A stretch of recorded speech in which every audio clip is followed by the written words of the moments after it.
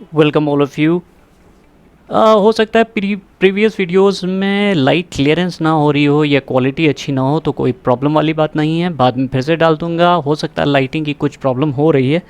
Anyways, तो our second topic is haloalkanes, preparation of haloalkanes, preparation of haloalkanes. तो अब ये part भी बड़ा इंपॉर्टेंट है, ख़ास करके जो लोग कन्वर्जन करना चाह रहे हो उनके लिए तो ये पार्ट बहुत ही ज़्यादा इंपॉर्टेंट है। अगर फिर से बोल रहा हूँ, न्यूक्लियोफाइल्स इलेक्ट्रोफाइल्स अगर नहीं पढ़ा है तो ऊपर जाके ज़रूर पढ़ लो।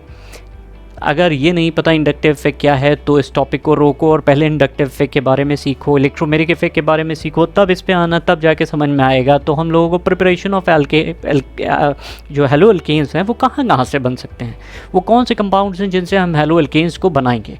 तो देखो, हेलो एल्केन्स बन सकता है किससे? From alcohols, from alcohols important होता है, बहुत ही ज़्यादा इम्पॉर्टेंट है। फ्रॉम एल्कीन्स ऑल्सो, एल्कीन से भी बनाया जा सकता है, एल्काइन से भी बनाया जा सकता है, ठीक है। तो एसिड से भी बनाया जा सकता है, तो मैं भी पाओगे एसिड से भी हम बनाएंगे। कौन सा एसिड? Oic acid. तो अगर ये वाले ग्रुप को कहते हैं ओइक एसिड, तो ये भी बनाया जा सकता है। तमाम चीज़ें तमाम तरह से बनाया जा सकता है।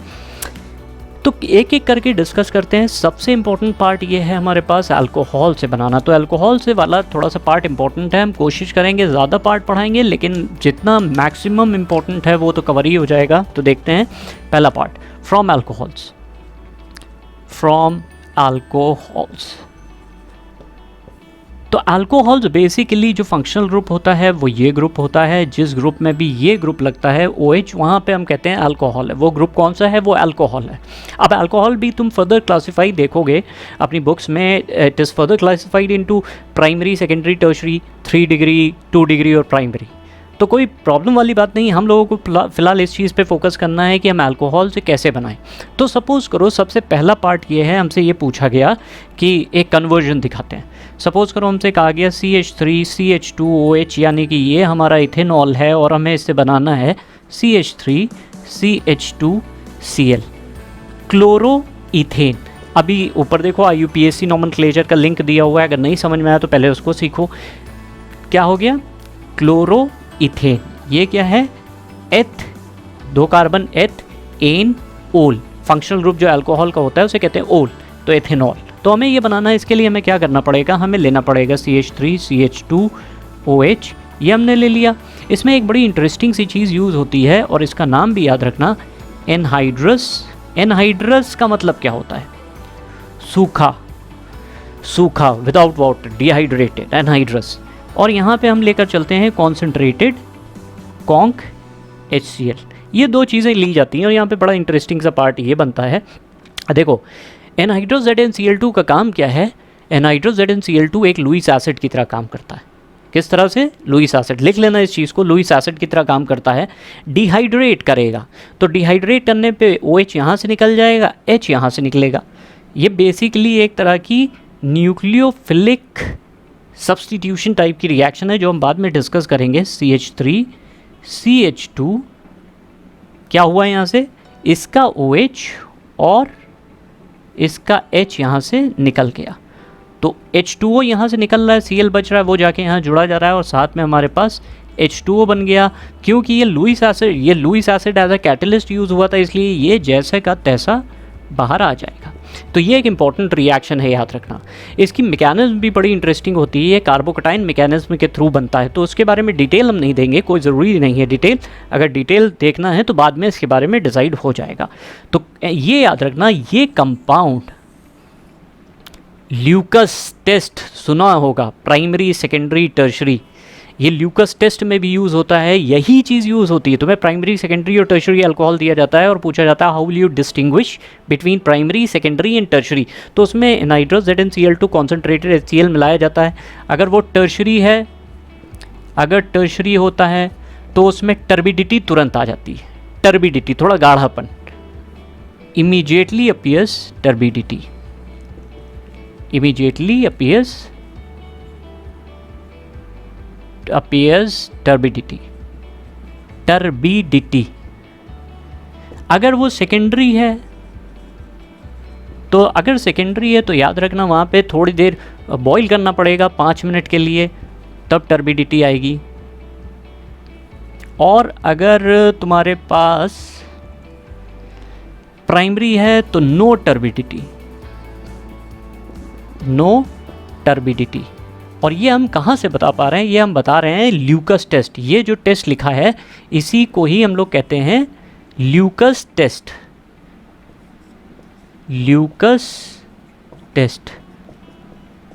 और इस रिएजेंट को, इन दोनों को मिला के हम कहते हैं ल्यूकस रिएजेंट, ल्यूकस रिएजेंट। तो ये एक बड़ा इंपॉर्टेंट पार्ट है। प्राइमरी, सेकेंडरी या टर्शरी अल्कोहल को हम कैसे डिस्टिंग्विश करेंगे? By the use of Lucas reagent. Lucas reagent when it is used, primary alcohol do not give turbidity, secondary gives after 5 minutes, whereas tertiary it appears immediately. ये है Lucas test, important है। अच्छा, ये है chlorine बनाने का तरीका है। क्लोरो कंपाउंड वगैरह इससे बन सकते हैं। अब दूसरा पॉइंट आता है, क्या ब्रोमीन कंपाउंड बन सकते हैं? बिल्कुल बन सकते हैं। जो तुम्हारे एनसीईआरटी में दिया है, कोई भी अल्कोहल अगर तुमने ले लिया उसमें HBr डाल दो। अब उसमें रिएजेंट की एनहाइड्रस ZnCl2 जैसे क्लोरीन में ज़रूरत पड़ रही थी वैसे नहीं होती। अब लोगों के दिमाग में हो सकता है क्यों हम यहाँ पे HBr डायरेक्टली यूज़ कर रहे हैं, ये 48% के आसपास होगा। कॉन्सेंट्रेशन टर्म हम तुम्हें बाद में बताएंगे, इसके ऊपर वीडियोस ऊपर जाना मिल जाएंगे। अल्कोहल से अगर क्लोरो तुम्हें ये बनाना है तो ये RBr प्लस H2O बन जाता है। लेकिन क्वेश्चन ये है कि HBr ही यहाँ पे क्यों यूज़ करा, क्यों नहीं एनहाइड्रस ZnCl2 जैसे हमने पिछले वाले एग्जाम्पल में करा था, तो क्यों नहीं यूज़ करा? क्योंकि जो बॉन्ड जो यहाँ पे बॉन्ड होता है, जो RCl वाला बॉन्ड होता है वो स्ट्रॉन्ग होता है। वहाँ पे बॉन्ड को तोड़ना थोड़ा मुश्किल होता है, इस बॉन्ड को तोड़ना मुश्किल होता है, इसलिए हम लुईस एसिड का यूज़, यहाँ पे इतना ये बॉन्ड आसानी से टूटता है, इसलिए हम इसको यहाँ पे लेकर चल रहे हैं। अल्कोहल से अगर आयोडाइड्स वगैरह बनाने हैं तो पोटेशियम आयोडाइड या फिर सोडियम के कोई भी आयोडाइड, सोडियम या पोटेशियम आयोडाइड यूज़ करा जाता है। यहाँ पे एक चीज़ और यूज़ करते हैं जो लगभग 96% से लेकर 98% तक की यूज़ करते हैं, ऑर्थोफॉस्फोरिक एसिड। रट डालना, H3PO4 को ही ऑर्थोफॉस्फोरिक एसिड कहा जाता है, कुछ खास नहीं है। ऑर्थोफॉस्फोरिक एसिड 96 to 98% के आसपास होता है ये। अब सवाल ये उठ रहा है मेरा, आखिर क्यों ये यूज़ हो रहा है? देखो, इस रिएक्शन में एक बेस बन रहा है, एक बेस है और उसको न्यूट्रलाइज करना ज़रूरी है, नहीं तो रिएक्शन पूरी बेसिक हो जाएगी। तो हमने KOH लिया और साथ में यहाँ से ये एसिड इसको न्यूट्रलाइज कर देता है, इसलिए रिएक्शन फर्दर प्रोसीड होती है। तो यहाँ पे दो तरीके हैं। अल्कोहल से तुमने सीख लिया है हेलो एल्केन्स बनाना। दूसरा रिएक्शन देखो इससे जो और इंटरेस्टिंग होता चला जाएगा, भी और भी चीज़ें कहीं मिलेंगी। तो यहाँ से ये हमारे पास दो रिएक्शंस हो गए। तीसरा रिएक्शन जो अल्कोहल से हम बना सकते हैं कि अल्कोहल से एल्किल हैलाइड बनाने का एक बहुत शानदार तरीका है। देखो, हेलोजिनेटिंग एजेंट्स। अच्छा, हेलोजिनेटिंग एजेंट्स किन्हें कहते हैं? वो कंपाउंड्स जो अल्कोहल में यूज़ करके अल्कोहल को कन्वर्ट कर देते हैं हेलो एल्केन्स में। बहुत एग्जाम्पल्स हैं, तुमने ऊपर ही देखा, PCl5 होता है, PCl3 होता है, फिर एक बहुत स्ट्रॉन्ग टॉपिक है SOCl2 होता है, रेड फॉस्फोरस प्लस जो भी हेलोजन तुम्हें यूज़ करना है, जनरली यहाँ पे ब्रोमीन और आयोडीन यूज़ होता है। तो ये सब के सब क्या है? हेलोजिनेटिंग एजेंट्स। ये इनका काम क्या है कि अगर तुम्हें अल्कोहल में इन्हें यूज़ कर रहे हो तो ये क्या बना देंगे? ये बना देंगे करस्पॉन्डिंग हेलो एल्केन्स। अब ऐसा नहीं है तुम्हें मान लो कोई भी रिएजेंट अपने मन से ले लोगे, ऐसा नहीं, कन्वर्जन्स में तुम्हारे नंबर चले आएंगे। तो तुम्हें अगर लग रहा है कि अगर यार Cl लाना है तो HCl यूज़ कर लेते हैं, गलत, आंसर गलत हो जाएगा। तो हर एक रिएक्शन का एक रिएजेंट है, लेकिन इतना टफ नहीं है अगर तुम इस चीज़ को पूरा समझ रहे हो। One of the most important reaction is very important type, कि अगर कोई भी अल्कोहल को तुमने ट्रीट कर दिया इस कंपाउंड के साथ SOCl2, इसको कहते हैं हम लोग थायोनिल क्लोराइड। रट डालना, ये बहुत ज़्यादा इंपॉर्टेंट कंपाउंड है। अगर तुमने इसके साथ रिएक्ट किया तो तुम्हें मिलता है RCl plus SO2 plus HCl। ये रिएक्शन बहुत ही ज़्यादा इंपॉर्टेंट है। इसमें डाजन्स प्रोसीजर भी इसे बोलते हैं, डार्जेंस, DARZENS, डाजन्स प्रोसीजर भी बोलते हैं। इसका काम क्या है, ध्यान रखना। वैसे भी ये रिएक्शन अपने आप में इंपॉर्टेंट है, क्योंकि जो लोग नीट, जेई वगैरह की तैयारी कर रहे होंगे मेंस की, ये ऐसे SNI मैकेनिज्म का एक एग्जाम्पल है। SOCl2 का काम क्या है, थायोनिल क्लोराइड क्यों इतना इंपॉर्टेंट हो जाता है। देखो यहाँ पे जो बाई प्रोडक्ट बन रहा है सल्फर डाइऑक्साइड और HCl, ये दोनों गैसेस हैं। तो अगर टेस्ट ट्यूब में तुम रिएक्शन कराने के लिए चले, अल्कोहल में तुमने थायोनिल क्लोराइड डाला, RCl बना, SO2 बना, HCl बना, SO2 और HCl दोनों भाप बन के उड़ जाएगी, क्योंकि गैसेस हैं। बचेगा क्या, सिर्फ और सिर्फ हेलोएल्केन प्योर फॉर्म में प्योर बनता है। इसलिए ये बहुत ही ज़्यादा इंपॉर्टेंट रिएक्शन हो जाती है।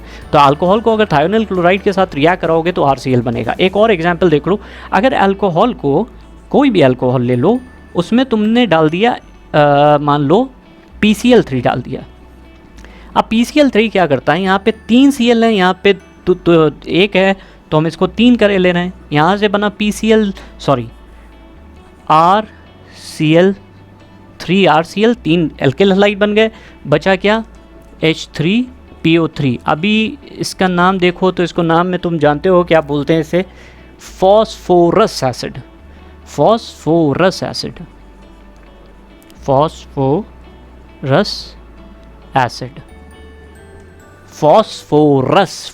नहीं, फॉस्फोरस एसिड। ठीक इसी तरह से अगर तुमने PCl5 डाल दिया, PCl5 डालो, अब PCl5 भी यही काम करता है, ठीक एल्किल हैलाइड बनेगा, POCl3 बनेगा प्लस HCl बन जाएगा। कितनी सिंपल सी रिएक्शन। अगर तुम्हें एक बार सिंपल सी इन चीज़ों को याद रखना है, उसके बाद तुम पाओगे ये सारी चीज़ें बड़ी आसान हो रही।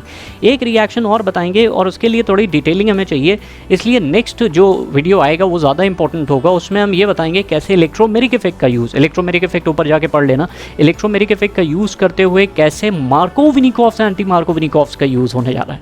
तो बहुत ही इंटरेस्टिंग टॉपिक होगा, तुम्हारे कन्वर्जन्स उससे मिलते ही मिलते हैं। ध्यान से देखना, मार्कोव-विनिकोव्स एंटी मार्कोव-विनिकोव्स का यूज़ परफेक्ट यूज़ होता है, जिससे हम लोग अपने कंपाउंड्स को डिलीवर करते हैं और बनता है। तो ये एक एल्कोहल्स के ऊपर हमने बता दिया। नेक्स्ट में हम एल्कीन्स, एल्काइंस के बारे में बताने जा रहे हैं। तो ध्यान से देखते रहो, वीडियोस को लाइक करो, शेयर करो, सब्सक्राइब करो। लिंक है, जिन लोगों को भी ऑनलाइन क्लासेस लेनी है वो इस लिंक पे कॉल कर सकते हैं, बात कर सकते हैं और वीडियोज़ को देख के आगे फॉरवर्ड कर दो। Thank you so much, bye bye.